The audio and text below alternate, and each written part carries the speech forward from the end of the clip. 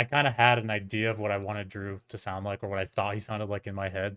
And then when I heard David's audition, uh, I think I immediately stamped his name next to Drew. I'm like, yep, this is my Drew. Okay, Drew Winner confirmed. I took inspiration from different shows and also other shows that I've, been watching, even video games, right? And I've come to in mind, I want to make an object show called Object Providence.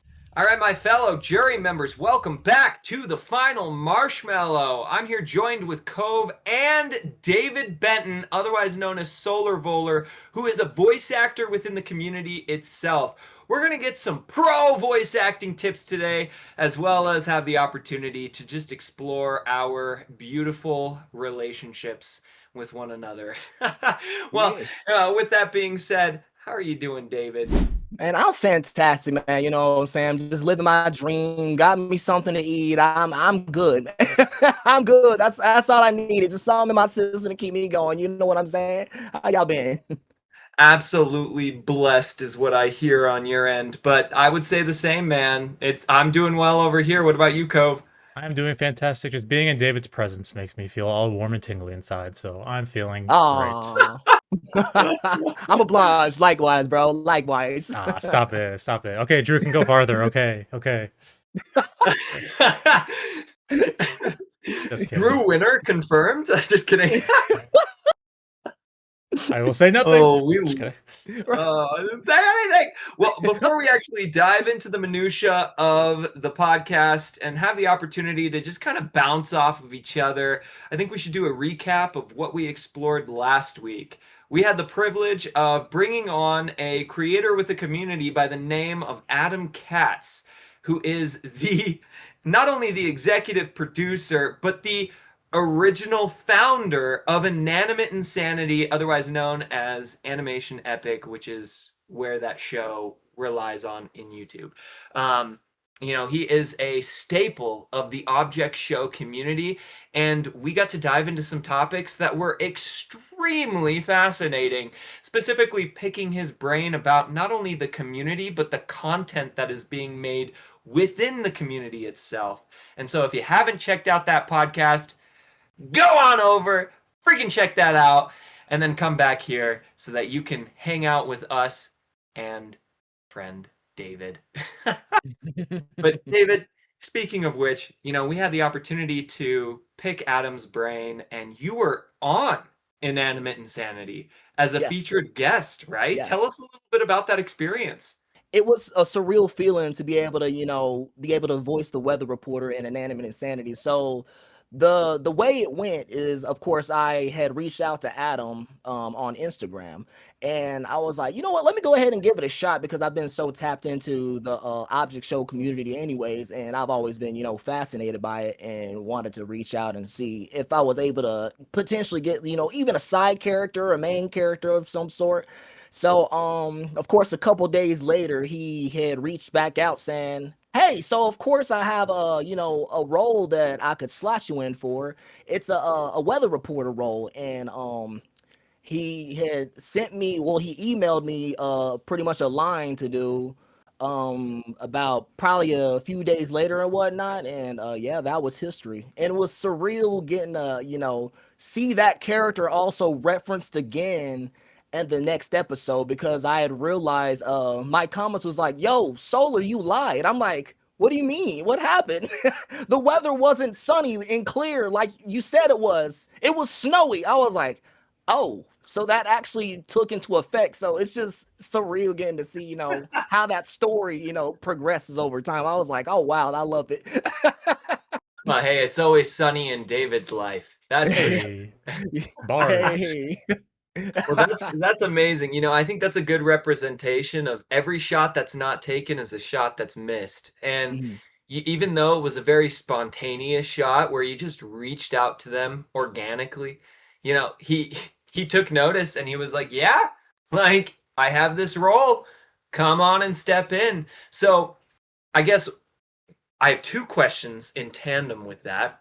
The first one is, take us through the journey of how you discovered Inanimate Insanity, and then what advice do you have for up and coming voice actors that want to get into this industry. So let's start with the first one.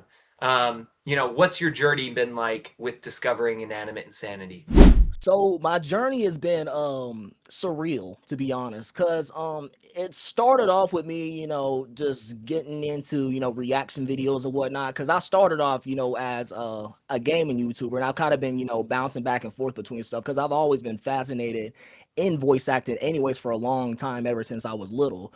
And being able to eventually, tap into inanimate insanity, it actually started with BFDI because people in the comments are saying, hey, you should react to this. It's like, it's like total drama, but it's more so object related. I was like, interesting, because I started hopping into the series back in 2024 because I've heard about it. I've just never, really digested it. So I hopped into it. I was like, okay, this is very cutesy starting out. And then of course, as you progress, I'm like, yo, this is unbelievable. They they got really lore heavy into it.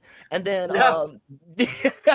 and then next up, that's when Inanimate Insanity came about. So that was basically the second object show that I was able to, sit through and just completely watch. And that was, a journey and a half. So it was like honestly unbelievable seeing, the progression of the way a series started out. And I've always said this in my videos. There's always humble beginnings, We start with, a very small budget, and of course that budget is going to grow over time. That's how you're able to, produce and, create better, I'm gonna say episodes for your series and whatnot. So of course you're gonna have to start somewhere, and that's what I always love telling people. So of course, to hop into the next question, what would I tell people, how we're gonna dibble dabble into the voice acting industry? I've always like said you gotta reach out to people, always be persistent and don't give up. Like, I've always been a person to, I've always stayed persistent doing what I do. And I've always said, you never know until you try, right? So if you're like, putting in like, I'm gonna say 20 auditions, right? And then, you stop at the 20th audition. What if that 21st audition could have been a role you landed? You never know, and there's always a voice out there that fits for everybody. There's a voice out there that fits for them. So, of course, you got to make sure, the mic quality's good and whatnot. You got to make sure, the quality of everything's good, but, you never know until you try, man. So that's pretty much, my pro tip for voice actors. Just be persistent, keep putting yourself out there, and don't get discouraged if you don't get a role. Because if you're like so fixated on a role that you didn't get, that's what's gonna hold you back from actually getting a role you don't think you're gonna get. So that's pretty much my pro tip. Well, I think you're a perfect embodiment of persistence itself, because it's like not Absolutely. only do you do that with voice acting, but you also do that with content creation in general. Like, if anybody is familiar with David's content, I mean, this man posts like a beast. I mean, all the time. It's wildly impressive, and I've only ever seen the quality continue to elevate each time. But on top of all of that, you would think that only one human could take just that amount of um of goal-oriented content, but Yes, the truth is you also you also produce music on I the do. side too.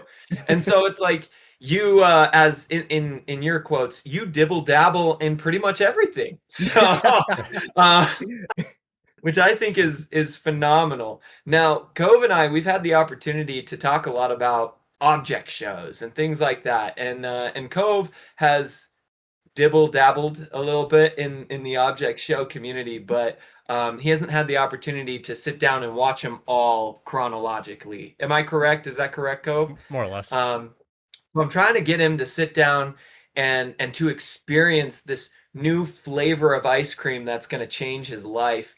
Um, but it's interesting because you talk about humble beginnings, and it's like both of these object shows, Inanimate Insanity and BFDI, they started their shows when they were kids. And Yes. so you can actually see the evolution in real time of their content and watch it elevate kind of in comparison to your content, how you're continuing to elevate your content. Yes. Um, and so it's interesting because as an adult watching season 1 of BFDI, you're going to be like, what the heck? Like, what is this kid's show? You know what I mean? I have a Right. special place for it in my heart because I grew up with it, and I think it's, when I was a kid, I thought that stuff was hilarious and it was amazing. And I also like the quality was out of this world back during the wild wild west of YouTube. But now it's like, in comparison to what? Well, if you compare it to today's standards and you look through it through that lens, it's not going to be as enjoyable. But I will say there is a distinct difference between, you know season 1 and half of season 2 of BFDI. And then Mhm. as soon as you hit that halfway point, there is a jump where Yes. the content is like professional grade material. And the same can be said for Inanimate Insanity too, where it's that first season and then half of season 1. And then as soon as you get to the other half of season 2, sorry, I said season 1, half of season 2, as soon as you get through that first half of season 2, that last half of season 2 is insane. And same Yes. with season Yes. 3.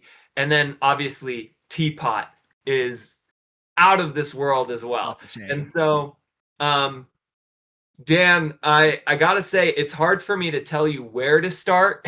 I think you're just gonna have to start with the humble beginnings, with the Yes. recognition that this came at a time that there was a desert of animation, like, and so there just Mhm. weren't very many animation projects. There were few and far between. Um, but once you get to that special point, you're gonna know. You're gonna see it. You're gonna be Yeah. like, "Oh, whoa, what just happened?" There's this huge jump, and so David, do you have any advice for Cove as he looks into these different shows, specifically BFDI and Inanimate Insanity? Pretty much I'd say, like, don't take it too seriously hopping into it at first because it's very random, it's very silly, of course, but once the time progresses, that's when they really hop into their element. They're really locked in, and every single bit of the story matters for what I've seen.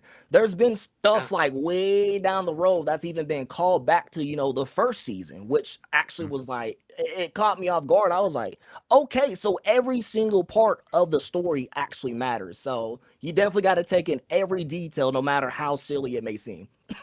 Yeah. I remember watching Battle for Dream Island. I don't know when or what season or what, but I remember not participating in, but waiting every month for that next episode to see who got eliminated.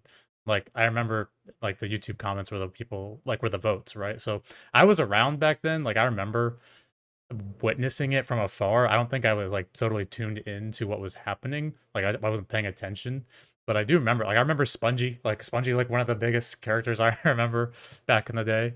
But yeah, I hope like Derek to what you're saying with how you can like you'll just know like when the changes in regards to when it got good. I kind of hope selfishly in my as we talk about Reality Resort, like I kind of hope that people also feel that way at a certain point in Reality Resort, where you can tell that there's a switch where this is no longer just like this, like it got serious, like it got good, like you know what I mean, like we finally we what's the word I'm looking for? Honed our craft of animating, of storyboarding, of writing, of voice direction.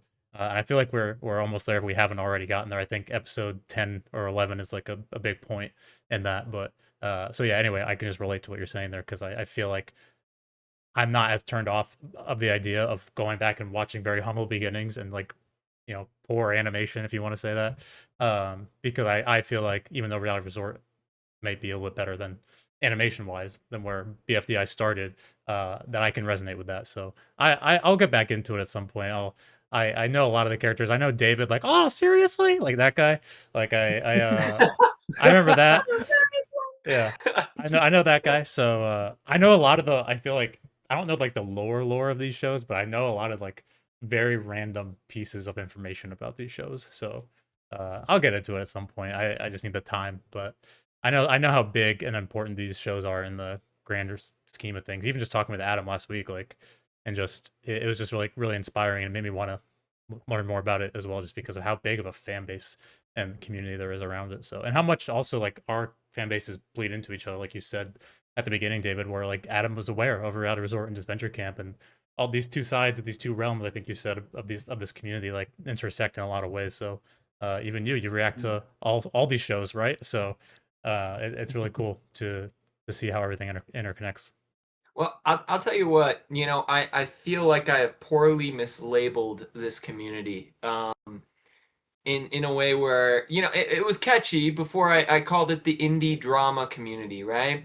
And it was because they were all interconnected through total drama. But I think that we're seeing a lot more projects come out that are more versatile than what total drama could kind of encapsulate. And what I mean by that is we're seeing shows like, for instance, yours, Cove, that is heavily inspired by Big Brother, not Survivor. And Survivor would have been the funnel that Total Drama went through. And so yours is actually kind of its own unique funnel. And so actually, I think our community is the Reality Tunes community, the Reality RTC. tunes, Um, RTC. Okay. so I think that would be kind of a better category name for the community itself is Reality Tunes. Because that's what it is. It's reality television cartoons, right? Hmm. And so it's not indie drama. Because if that's the case, then it's always going to be total drama that's our funnel. But really, it's reality television that's being animated. And yeah, the humble beginnings started with total drama, but I think it has expanded into something else, as you can see by this picture right behind me. Um, and so Battle for Dream Island, the Object Show community is a perfect example of a sect of this specific type of genre that we've seen kind of go on the rise. And it's funny because it's like, for me, my journey in this community started 15 years ago, right? Hmm. 15, 16 years ago. Yes. And so that's where my beginnings are. But really, actually, I do think that there is like a humble beginning happening right now in the community where it's still pretty niche, but man, we're seeing a high conversion rate where there's a ton of people joining this community and it's growing, and I don't think that we have capped out on where this is going to go. I think we're going to see a lot more shows rise, a lot more people join the community. We're probably going to see more celebrities join the community in the future, more streamers. It's going to be more talked about in the future, I feel.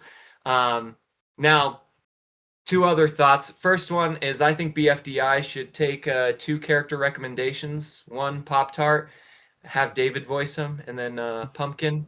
I'd love to be Jack o' Lantern, just because I wanna give you a crazy voice. But no, um,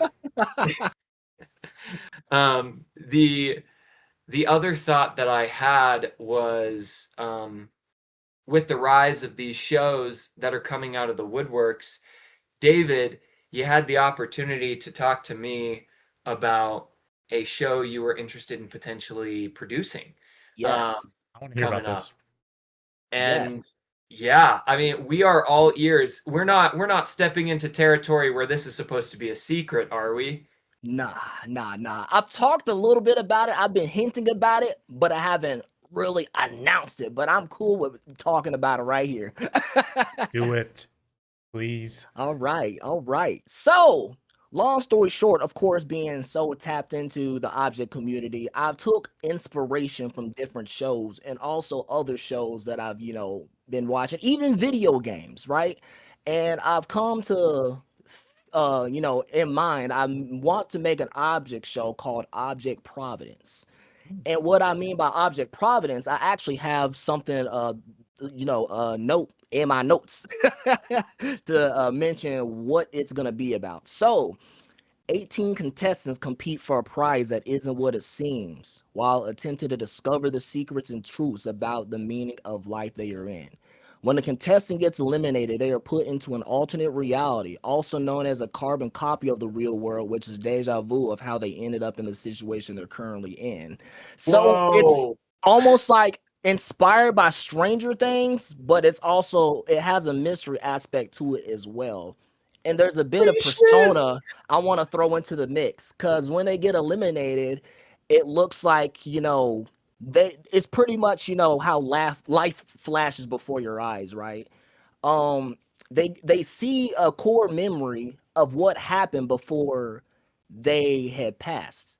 So long story short, they walk towards a door, for example, and then next thing you know, they realize they're in a captive cell, hence of what's gonna turn into, I'm not gonna say too much, but it's gonna lead up into something bigger down the road. But that's pretty much the idea that I have for it. That's sick. So it's like you got a storyline going on outside of the game itself. Yes, yes. There's like two stories going, but they're gonna intertwine in a way. And pretty much like a character that gets eliminated, right? They're still gonna have a storyline on the side, like how they did in BFDI, even Inanimate Insanity, etc., etc. That's awesome. I will say one of the craziest things that I had seen was I always took BFDI as kind of like this show that you just kind of play on in the background while I was doing my work, right? As an adult. Yes. When I was a kid, it was like, oh my gosh, I had my popcorn bucket and everything. I was like solely focused in. But I remember one day I was making cinnamon rolls and I was doing a little bit of work and I turned on one of the most recent episodes, which was solely focused on the origin of one. And I think you know which episode I'm talking about, David. Yeah. Dan, you'll get there. Okay. I will say, as soon as that episode hit, I had to put my work down. I clocked out of work because I was like, no, like I'm focusing now.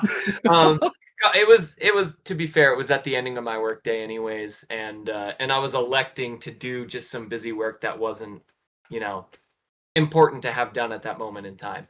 Um, and so, but as soon as that episode started playing, I was like, oh my gosh, this is the craziest storyline I think I've ever seen because it did bring things back to its roots. Yes. And I'm not gonna spoil anything for you, Dan, but I will say it just like it went into territory that I have never seen any show explore in the 30 years that I've been alive. All right. That's weird to say. But like it was impressive. And so I'm excited. I'm excited to watch Dan go through this experience Yes. personally. But David, are you all caught up on all the episodes? Yes. Yes, I am. I was just like, oh my gosh. That's all I could say. I was like, no freaking way. Like I can't say too much without spoiling, but that's pretty much my reaction. No freaking way. No Honestly, freaking. I don't know what really is happening, and I don't know exactly what BFDI, and I know a little bit more about Inanimate Insanity and kind of like the lore behind that show, but I don't really know the lore behind BFDI as much. But even without knowing exactly what those shows are, what the storyline is, or what the lore is, just hearing the premise of your show, David, I just want to give you props because that sounds so unbelievably, for lack of a better word, awesome. And that's kind of just why I love this genre so much. It's like there are so many untapped potential. There's so much untapped potential in so many ways that we can share stories through this genre.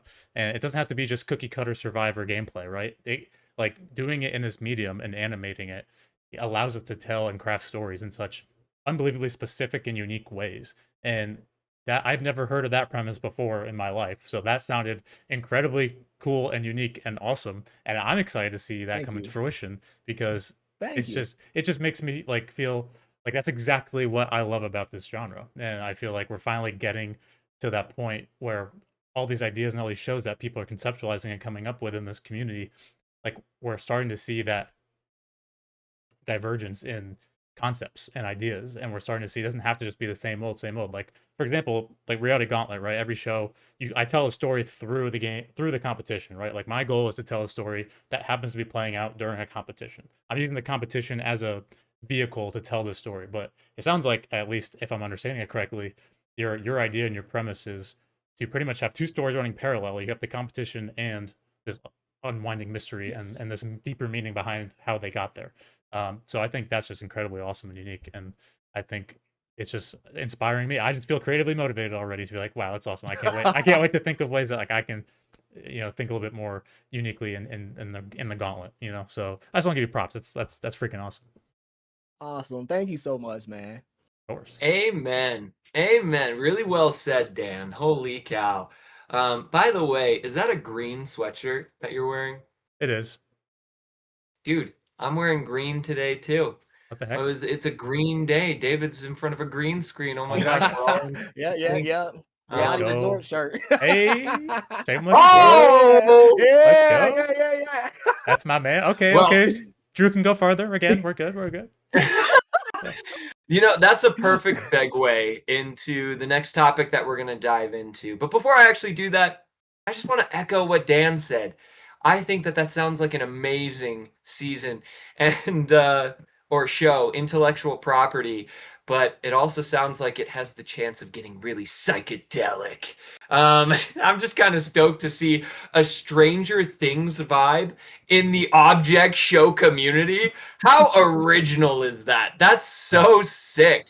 But Dan, I would say some of the things you're doing with your show are completely original too. I think Drew is a perfect example of that. I've never seen a character like Drew before. And so this gives compliments to both of you because David being the voice actor, Dan being the creator and writer, it's like I'm seeing both worlds kind of collide a little bit, but I want to explore Drew. He's such a fascinating character. So, David, walk us through, give us kind of a captured freeze frame of your experience voicing Drew. What has it been like? It's been an amazing journey. I'm just gonna straight up say that because, of course, hopping into it initially, I had to get more comfortable with, my voice and whatnot. Because this is actually my first like voice acting role, if that makes sense. So being able to, adapt to the character over time and get to, learn more about him and his quirky personality, I just, took inspiration of that and gave it my own little twist as well. And also, shout out Cole, shout out Joey for, the writing aspects of it as well. And, it gives me a free ability to be able to, just showcase more of that quirkiness that he has with, his random screaming or his random, ah, or Bruh. just things like that, bruh. Uh, Because of course, like hopping into it, I've always, he kind of, it reminded me of Harold a little bit. So I took a bit of inspiration of that, and of course, threw a bit of my voice into it as well. So that's pretty much, the vibe I got from it. And after seeing more of a story, I'm like, okay, so I can, do a bit of this to, make it more of Drew to stray away from, giving him that Harold type of stereotype, so he feels like his own character. well, makes Derek and I sense. say all the time how you knock it out of the park voicing Drew, and we would not want anybody else voicing Drew because you really were made to voice this deranged character. So thank you very much for being the voice actor for Drew. Thank you. It's Thank true. you so much. We have talked about that on several occasions, actually. So we're not just blowing smoke up your chimney, but it's a true story. I love your performance as Drew so much. I think Drew is one of my top 3 characters in Reality Resort. He's actually number 2 in my top characters list. My number 1's got to be Isidore. I'm sorry, I I'm love a big Isidore. Isidore stan. She's great. She's great. But you guys are pretty much a pair anyways. So it's like, yeah. And then Brad is number 3. I mean, my character's under you guys in my favorites list. But man, do you really kill it. When I was doing casting calls for The Mysteries of Kruger Mansion. I had to sift through, I think it was a little over 1,000 emails. It was a Hmm. ton. It was Mm. a freaking That's a lot. buttload of emails. And one of the hardest characters to cast was a character by the name of Sammy. And it was mainly because I didn't know exactly how he was going to be portrayed off script. Like, Hmm. obviously, I had a vision in my mind, and then some voice actor auditioned. I don't want to say some. It was actually one of our prior collaborators on Reunion. They auditioned, and they auditioned with a British snobby voice, and I was like, "That's them. That's Sammy right there. I know who it is." Dan, when you were casting Drew, what was your vision? And then how did David kind of match that vision? And was it what was expected originally, or did David just like give you a performance that you were like, oh yes, kind of like my experience with Sammy when I was like, oh my gosh, I didn't exactly know how I expected them to sound, but that right there, that's Sammy. Kind of like that right there, that's Drew. What was your experience like, Dan? Yeah, I think pretty similarly to how you felt with Sammy. Like, I kind of had an idea of what I wanted Drew to sound like, or what I thought he sounded like in my head.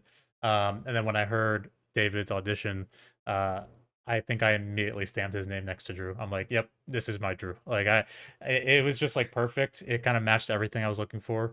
To me, like the go to thing about Drew is just like that, bruh, like that whole like vibe of just like A, he's saying bruh unironically, and B, he's saying it in the most like, again, unironically, like authentic, like he is upset, he's deranged, like he's just, he has so many different levels. He can be super calm, but he can also be super out there and like make, he has a big range of I don't want to say emotion because he's pretty one note emotionally, but you know what I mean? Like he's got different elements to his voice. And yeah, I remember there weren't many characters where I like immediately stamped down this is who I want, but I can remember vividly that Drew, you as Drew, was one of them.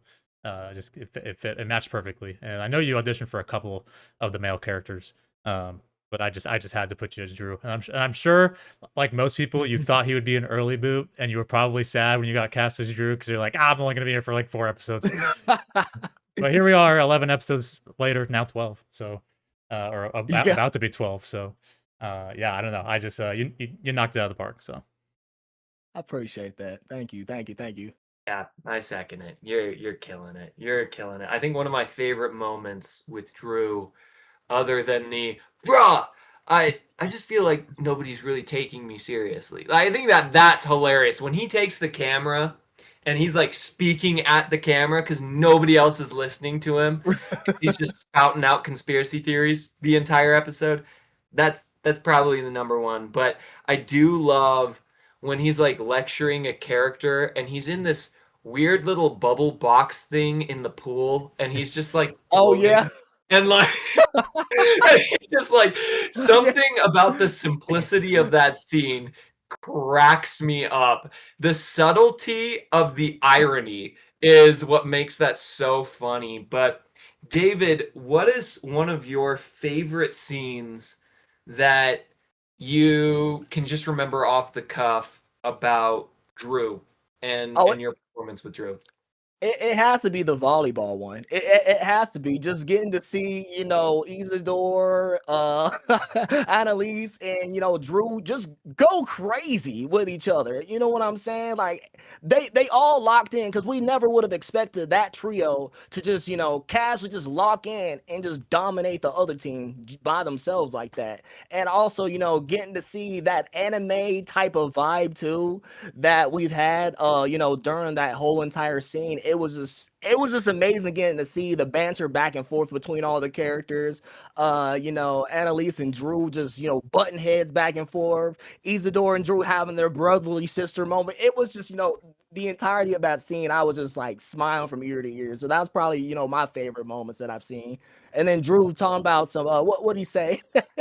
Aim at the bimbo, not me. And he said, "Holy." I love it. Yeah, I that think that was one of my favorite parts. not to go unnoticed or unsaid is I think one of my favorite one is too, talking about Drew. When he's all of a sudden just appears in a trash can in the pantry where Marcus goes at the just to like have some alone time. And then we see Drew like outside the pantry door, and then the next shot is Drew literally in the trash can inside the pantry, and then he just is like interrogating Marcus. And I just thought that scene was really fun too with Drew. It's just yeah, inexplicable. Like how did that happen? And nobody even mentions it. No one cares. Like you know what I mean? Like it's just Drew, just Drew things. You know what I mean?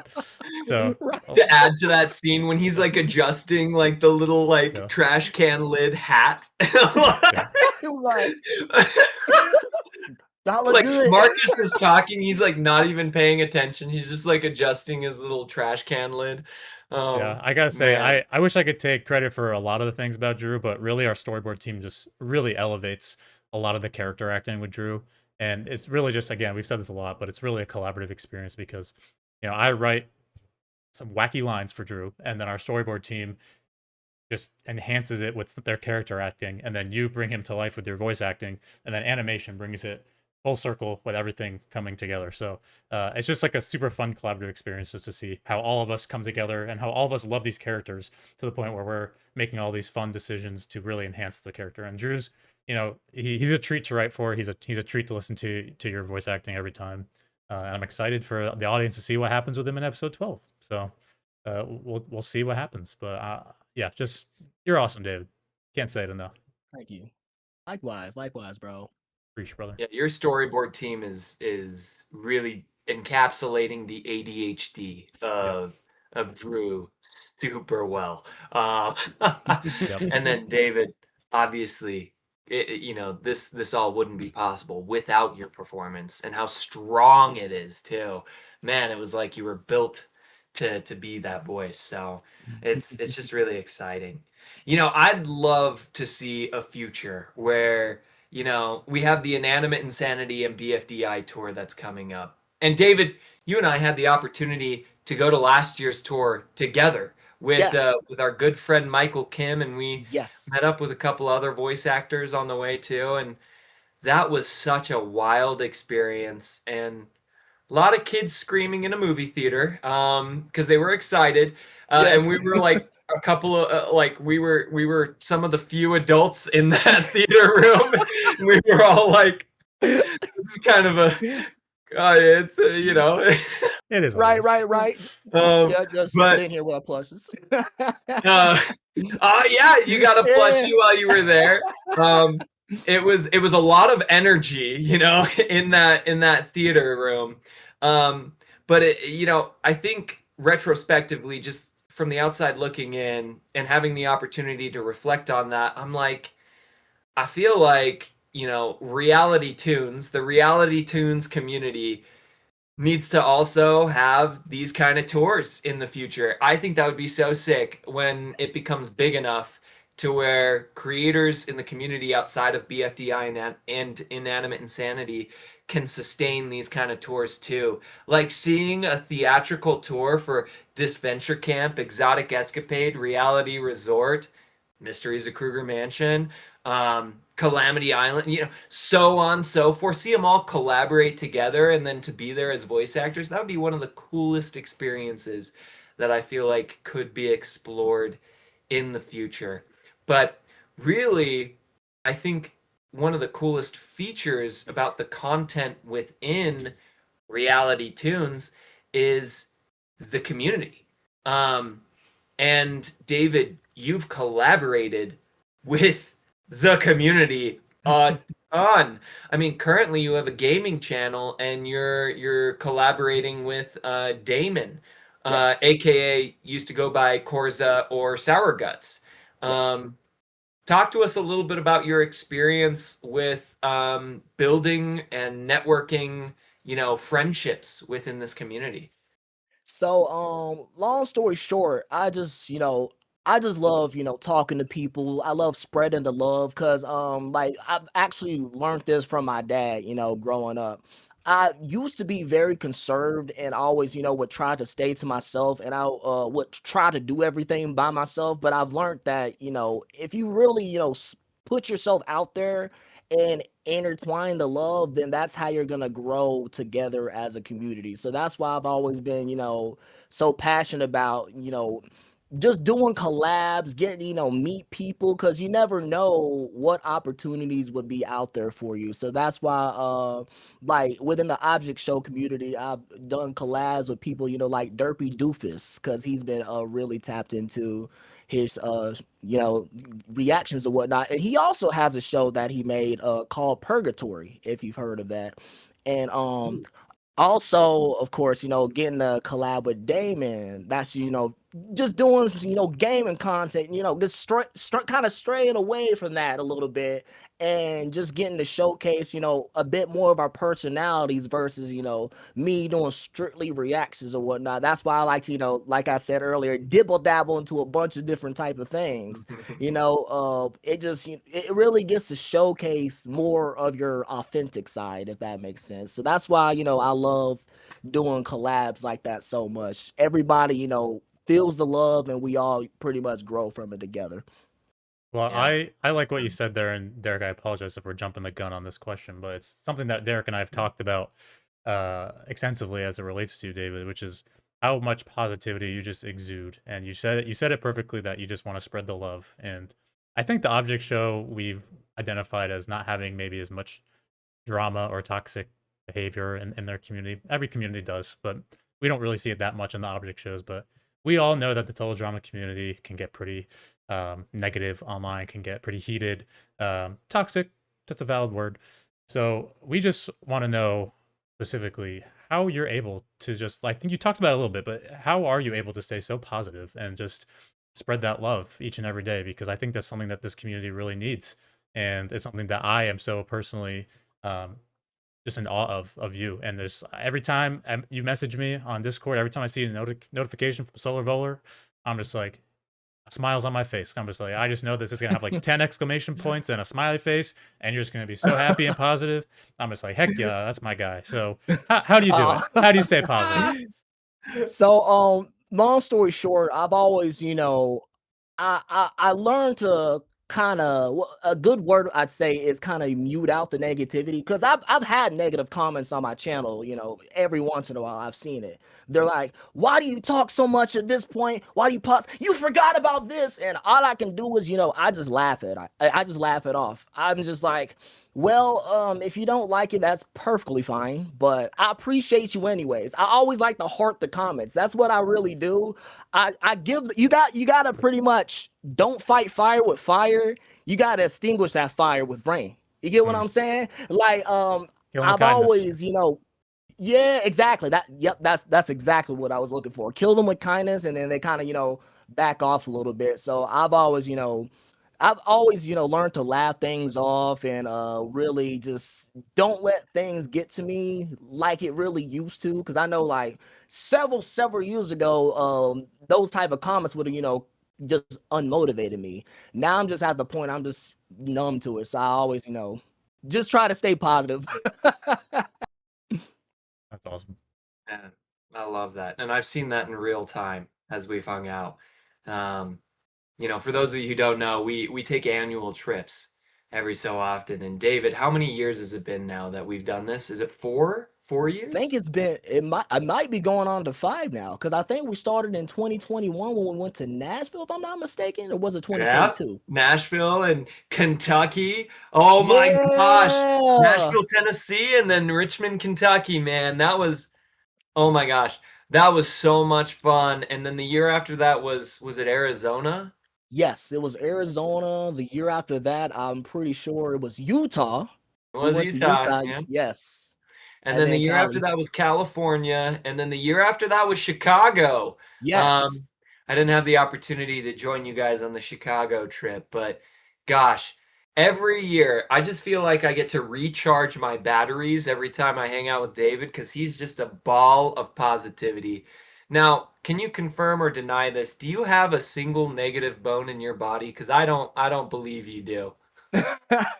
It just depends on how far somebody will push me. You know what I'm saying? Like, I've said this in a song before. I forgive, but I never forget.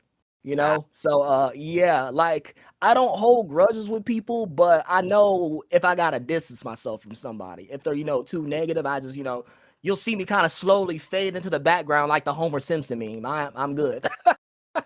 That's perfect visual. Oh, the way you explained that was so positive too. Gosh, dang. Uh, well, how are we doing, Cove? What's our time here? I did not set a timer, but I think we're probably like 45 minutes in if I had to guess.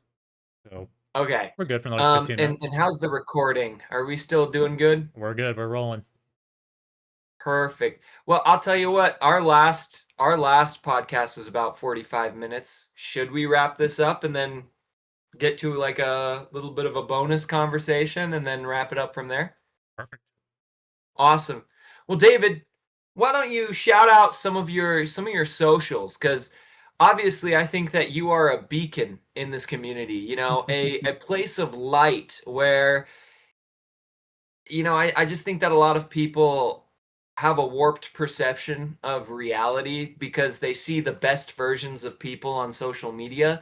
And if you're chronically online, you're probably comparing yourself to those individuals, and that's probably not healthy for you. So we want to give you not just a sugar substitute. We want to give you something healthy here, and so we want to give you David. So David, why don't you shout out some of your socials? That way people know where to follow you.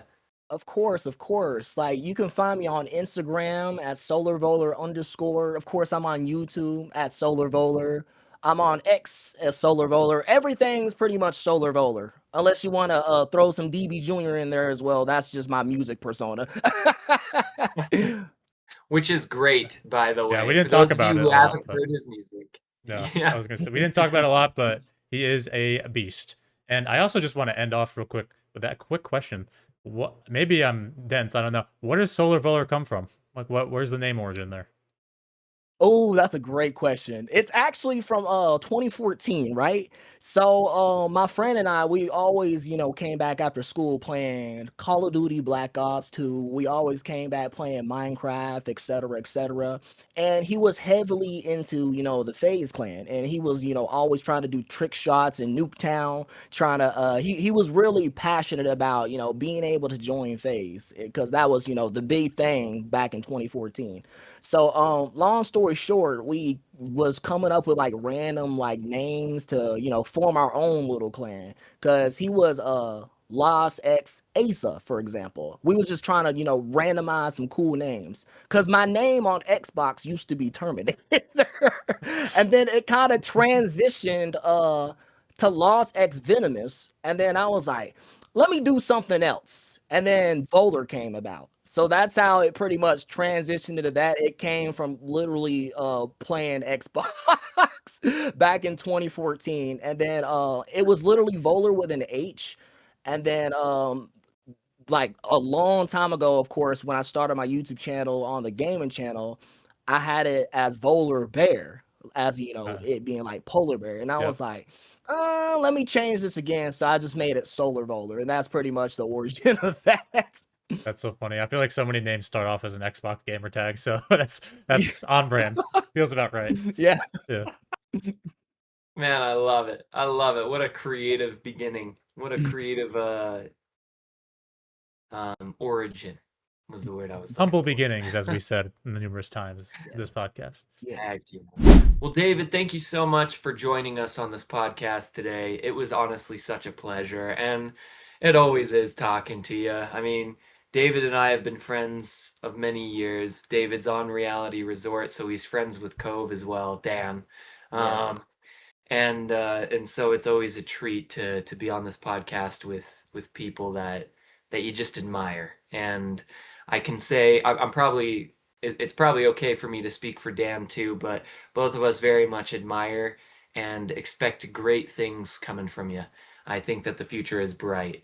Now, for those of you who had the opportunity to watch this podcast, thank you for joining us today. If you're not already subscribed to the YouTube channel, I would encourage you to smash that subscribe button, as David would say. What is it that you say? Smickety smash? Smickety smash that love one, subscribe if you're live. I gotta tell you guys that every single time. Yes, Yes, do exactly what David just No said. hesitation. And then from there, if you ever want to see some bonus content and support Reality Resort as a project, go over to Dan's Patreon, where you can go and support this project and consume that bonus content. We would love it if you join that, but if not, a subscription will suffice for now. Sounds like a threat. Anyways, thank you guys for watching. We love and adore you, and we hope to see you on the next pod. Take care, my fellow jury members, and we'll see you on the final marshmallow.